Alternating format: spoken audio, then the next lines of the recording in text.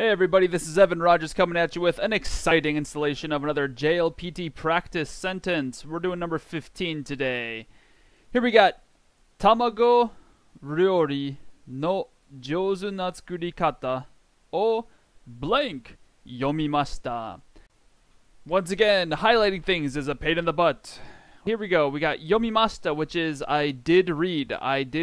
Past tense of read. Yomimasu is read. Yomimashita is read.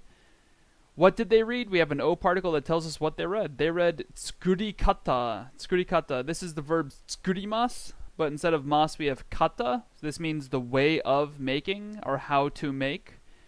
The process of making. Process of making is obviously a noun.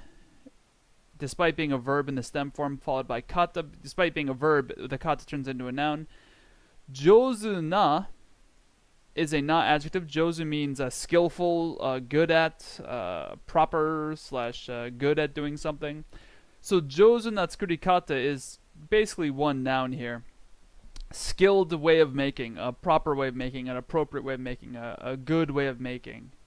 Jouzu is a na adjective, and before it we have a no, which you might be thinking, we can't do that, we can't have a no in front of a na adjective. But you have to remember that this is kind of by itself one noun.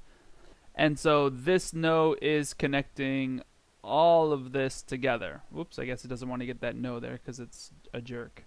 Tamago means egg. Ryori means cooking. So cooking with eggs. So tamago ryori no egg cooking's skillful way of making. So a way of making egg dishes properly is how this whole thing translates to.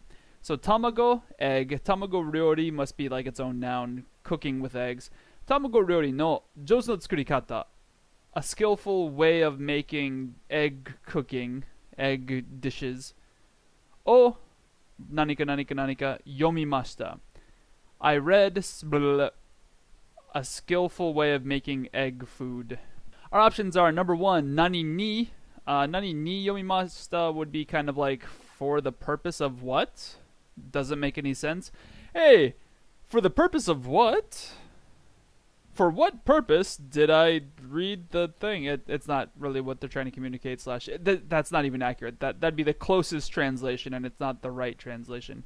Nani mo, the mo particle followed by interrogatives. If I can get this thing, whatever, screw it. Nani mo, having the mo particle after an interrogative, a question word, means we usually use it with negative sentences. This is not a negative sentence, thus it doesn't work.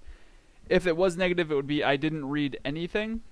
Nanika e, nani followed by ka makes it like something. Notice how nani means like what, ka means sort of somewhat, something, some of the what's, as if what could be pluralized. What this means is something, nanika, something. The e particle means towards a location, like walk. What the flaming heck? Okay, whatever. That's good enough for nanika. Nanika e basically means towards something. Like your nanika e arukimasu. You're gonna walk towards something. However, that doesn't make any sense with yomimashita, so that's just not right. Bing, bing, bing, bing, bing. The correct answer is nanika de, and I can't highlight it apparently. That's good. Okay, there we go. Nanika de. Nanika once again means something. De is sort of a mix between by means of and by means of doing something and at a location. It's sort of a mix of those two, and this kind of highlights how de can be both of them. I think this is kind of the pure usage of de right here.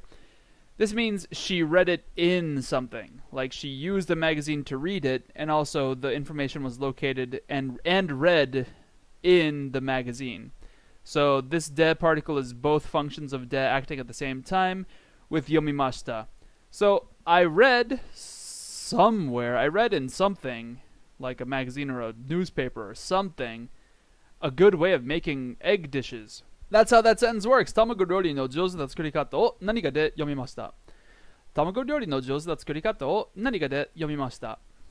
Boom, shaka laka laka laka laka. Hey! That's your video. Have yourself a good day.